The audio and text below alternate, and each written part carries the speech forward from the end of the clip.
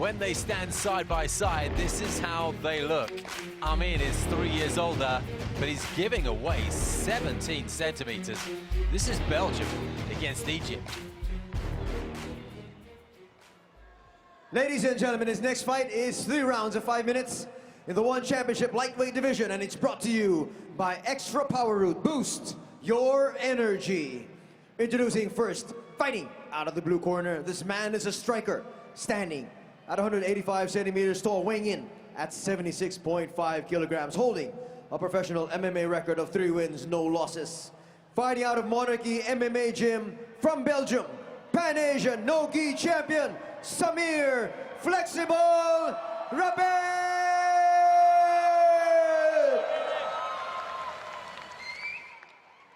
And now introducing his opponent, fighting out of the red corner. He is a boxer, standing at 168 centimeters tall, weighing in at 77.1 kilograms, holding a professional MMA record of 5 wins, 2 losses, and 1 draw.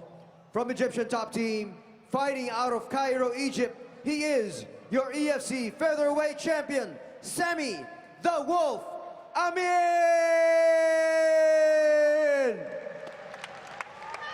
And when his battle begins, your referee in charge, Olivier Coste. All right, guys, watch out for headbutt, low blows, back of the head and spine. As you know, no full stone to the head. Listen my command at all time, defend yourself at all time. Touch glove if you want, back your corner. That's Meltan. That's Samir Mrabet. All right, judge. That's Sami Amin. This fight is brought to you by Extra Power Root. Boost your energy. We've got Peter Davis here helping us out with some judging notes, giving Rich Franklin a little rest. No rest for these two in the cage. Look at that style, that stance from Mrabet. The open hands. You can see that's pretty relaxed as far as the striking capabilities, but if you're going to strike, you got to close those fists. You know, he shoots in there for the takedown, but he looks nice and relaxed on his feet. Closed him out. There is a massive size difference there between really these is. two, though. Not just in height, but in weight, too. Mrabet has a wide stance, which makes him look slightly shorter than he actually is. Decent takedown defense, you know, because Mrabet's got that height advantage, he can't quite get as low, so the center of gravity is going to be on Amin's favor. He's got to try to move, though. This is a bad place for him to be in. He's got to start moving. He's got to start scrambling. Mrabet's a grappling champion, so he does not want to stay here very long. Into the second minute of this contest. No Malaysians fighting here, but Mrabet is well known here and has vociferous support from behind our commentary position. Owner of 2 gyms in Kuala Lumpur. Amin's trying to get back into guard, but he just can't quite get it because of the long legs of Mrabet. He's stuck now in half guard position, and Mrabet's gotten him flattened out, just taking body shots. Nothing you can do about that, is there? Those aren't really gonna hurt, but they're gonna annoy you, and they're gonna cause you to move.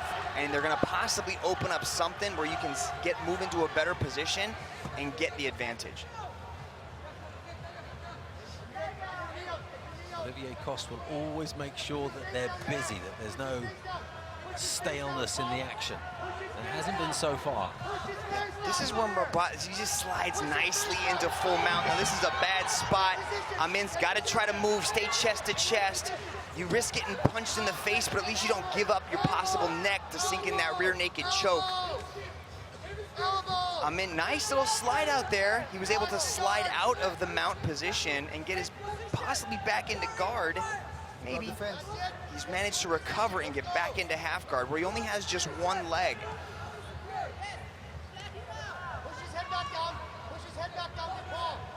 Trying to bring him as close in as possible, isn't he? So that there's no distance for Mrabet to work. See, that's what you would think. That's just kind of a natural reaction to hold on to your opponent and try to pull him in close to avoid getting punched in the face. But when you're on the bottom and you're defending, you have to create space so you can get away from your opponent. Well, there was plenty of distance on the right hand that came down from very high, and it bloodied the nose of Sami Amin. See, the guy on top wants to limit space. He doesn't want his opponent to get away, so he wants to stay close and apply pressure. The guy on the bottom has to move, and he wants to create space. You can just see the inexperience of Amin being on the ground like this.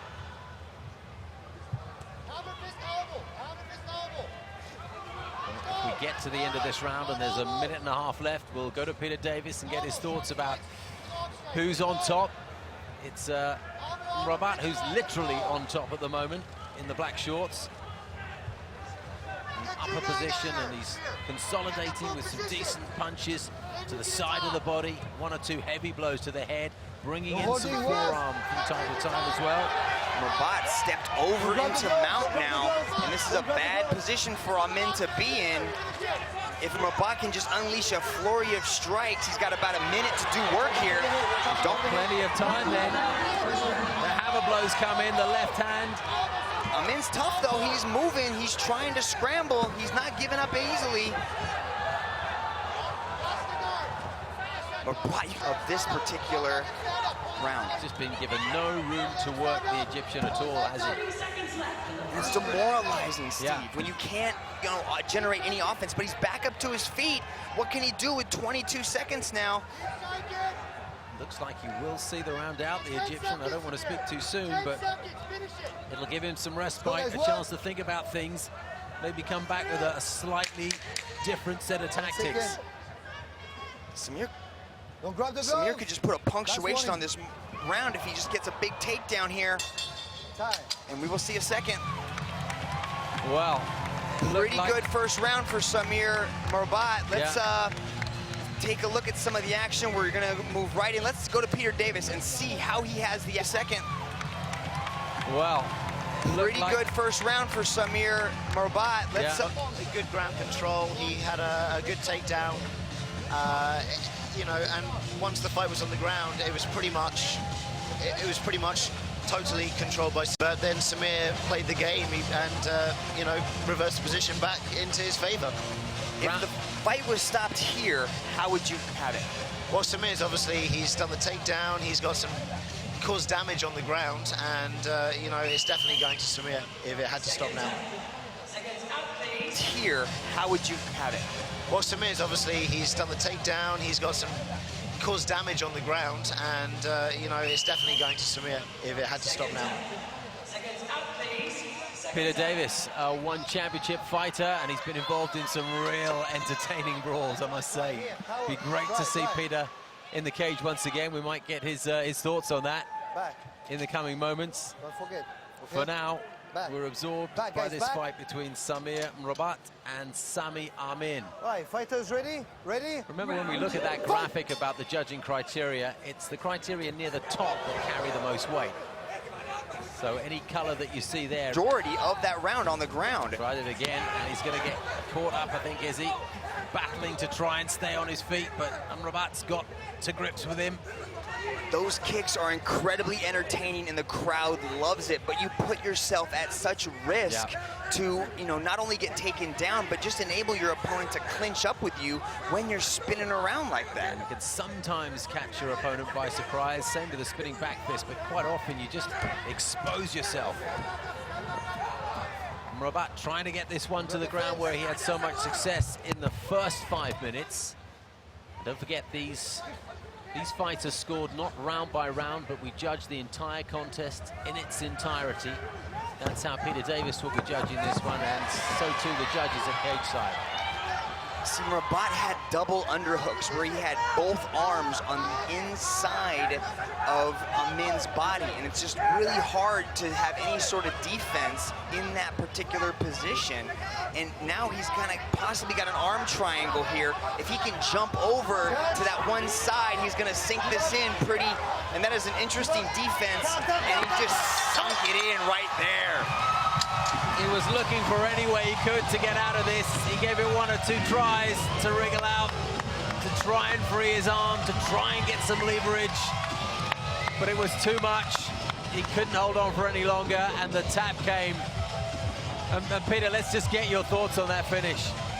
Well, you know, that was a fantastic submission, and he was working for submission there, took the fight back down to the ground where he was comfortable and had, worked his game to a T. And look at the emotion. He's getting all emotional there. You know a lot about his gym and about the man himself. I train there, I train with him, and when he gets you on the ground, it's pretty hard to wriggle out, I'll say that. And he sunk in the arm triangle, he skipped across as he should have done, got the submission. Fantastic, perfect job. There's plenty of fans behind us who are on their feet and clapping and jumping up and down. Samir's going to have a lot of fans here tonight, and that's 2 wins for Monarchy Gym here so far. Agalan, Tane, and Samir. Hope we're invited to the party. That sounds like it could be a good one. Of course. Mitch has gone in the cage, so we'll see if we can perhaps get an interview with Samir Mrabet, who improves his record to an unbeaten 4-0. The Belgian fighter who's made Kuala Lumpur his home. For the official decision, here's Anthony Suntai. Ladies and gentlemen, to present the medal for this fight, we have Yang Mulatenku Shamsul Bari, chairman of Power Root. Ladies and gentlemen, referee Olivier Coste calls a hold to this bout at 1:31 seconds of round number 2 for your winner by submission via head and arm choke from the blue corner, Samir Mrabet!